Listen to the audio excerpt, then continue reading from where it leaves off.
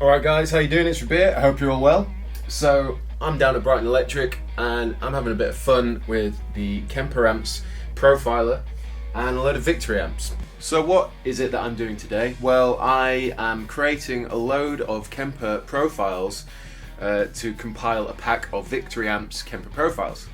So, I was drafted with the task, and of course I'm up for it because I love messing around with gear and stuff.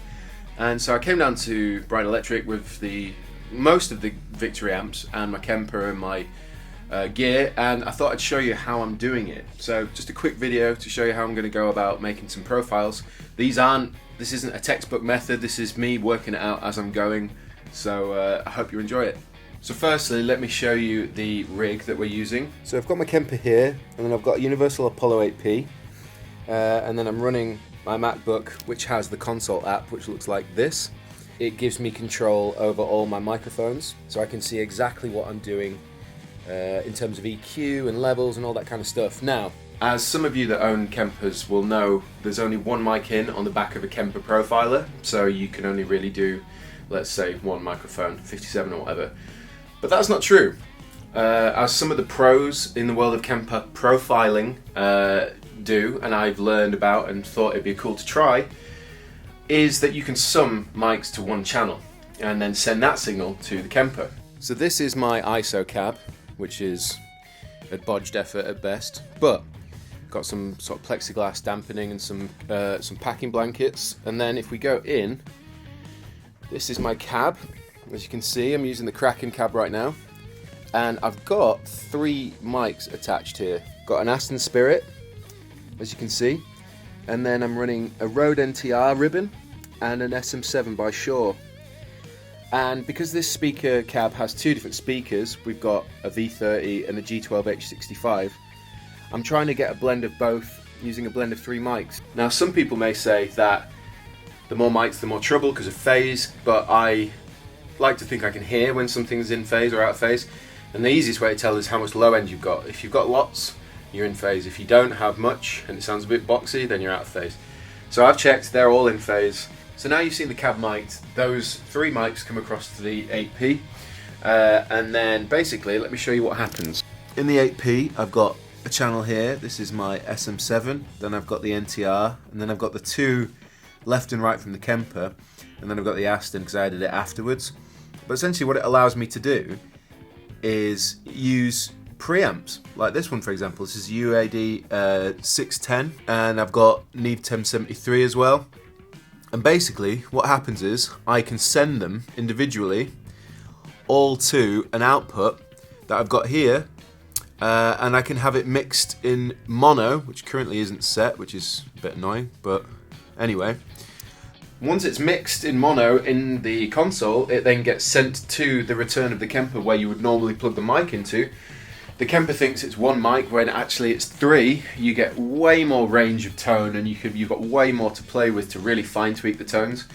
And then you hit profile, go through the profiling process, which we'll take a look at now. So I've been at this all day and I'd actually forgotten to film the process part, so I'm literally about to do the last profile, so I thought I'd film the process real quick. So I've been at it and I've done all the amps that I was set out to do, so we're on to the very last one. It's very high gain, but it's the V30 Mark II, which is here. So what I'm going to do is I'm going to flip the camera around so you can see what I'm actually pressing and doing. So it might get a bit boring because it'll just be a load of button pressing, but for all those interested in doing your own profiles, this is how I've been doing it. Before I do that, first I should point out that I'm monitoring this with in-ears, and then I'm also using a pair of Bose noise cancelling headphones because I don't have a lot of separation between me and the cab. I spoke to a guy called Michael Britt, who I'm sure you know. I'm absolutely in love with his profiles, he's such an amazing engineer, and I asked him how he went about doing his, and he mentioned monitoring with in-ears. So I thought I'd give it a go, and I know these ones really well, so they're serving to be quite accurate so far, because so far I'm really happy with the profiles. So yeah, as I said before, there's a nicer cab over there. Cab's mic'd up with those 3 mics that I mentioned, going into the Universal Apollo 8P, and then summing that to a mono mix, sending that to the Kemper, and I've got some plugins like I'm using the API EQ, I've got a Neve 1073, on the ribbon and a UA 610B on the 57, well, the SM7. Anyway, this is how you do the profile. So you want to be selected to the profiler mode, and then you can see here it says Profiling Assistant. This is the Kemper amp, so when I'm listening on my headphones, that's the profile that I've currently got set. But if I go to Reference Amp, it's now going to listen to what the mic's listening to. And the way that you hook this up is, obviously, we're hearing the front of the amp when you're using reference mode. And basically I can monitor that in my headphones and then adjust the settings on the amp accordingly. So yeah, basically I will play a bit and then have a listen.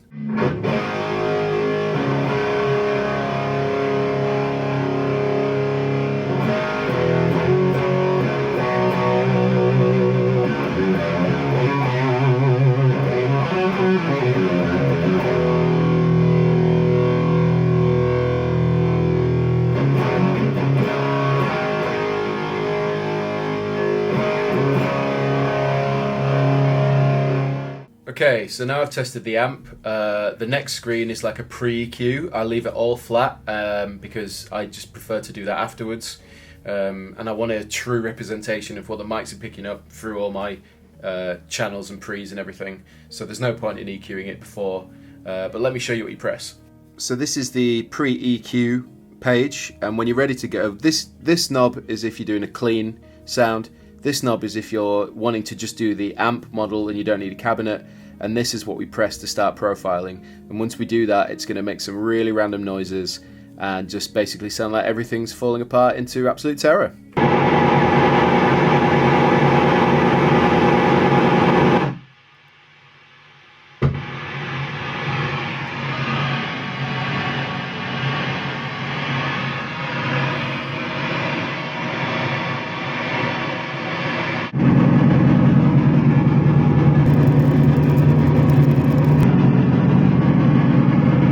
So now that that's done, as you can hear, it's really hissy in here because there's so much gain.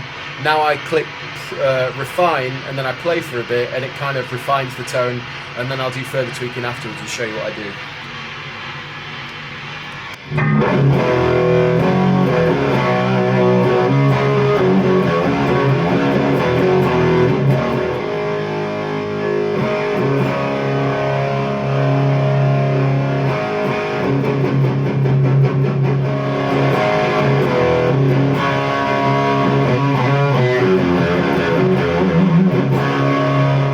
So now that I've refined the profile, all I need to do is click store, and then I've already put in all my settings here, and then all I need to do is just write what it is.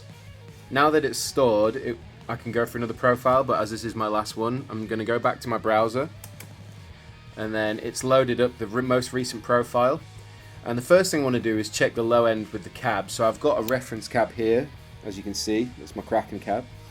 It's the same cab that I've got mic'd up over there, and basically I'm gonna, if I click and hold cabinet, I can see I've got low shift, which is really useful if you want to get that proper low cabinet resonance. Pure cabinet takes away a bit of the harshness you might find from the speaker when it was picked up close range with the mic, so that's good for smoothing things out if you need. And then the only other thing that I do is I go to Amplifier, and as you can see on the first page, I bump up the compressor to around 1.5 because it's got a nice natural amp feel to it, and yeah, generally works pretty well. I tried higher and I tried lower, but it depends. If it's low gain, you don't need as much, but if it's high gain, it's nicer to have a little bit more. It pulls the higher frequencies together. Pick is it's like a transient designer, so the more you have, the more intense your down picking sound will be, but I tend to leave that as is. Power sagging's better on high gain because it gives you a bit of that sort of power output transformer saturation. It gets a bit chewy, which is quite nice. Depends, be careful with that. And then definition is really useful because sometimes when it refines the tone, it gets the nice frequencies but gives you too much. So definition is really handy. I find it works better higher gain the lower you go, actually. Depends really, depends on what amp you're doing. But then that's it, and once I've done that, then I'll click store and then replace the current profile with those settings, and that's basically how I do it. So obviously I'm looking a bit stupid right now, but that's basically the process for making profiles. So yeah, hopefully you guys can get hold of these, and if you do, then I really hope you enjoy them. Other than that, I've been Rabea, and I'll see you all very soon.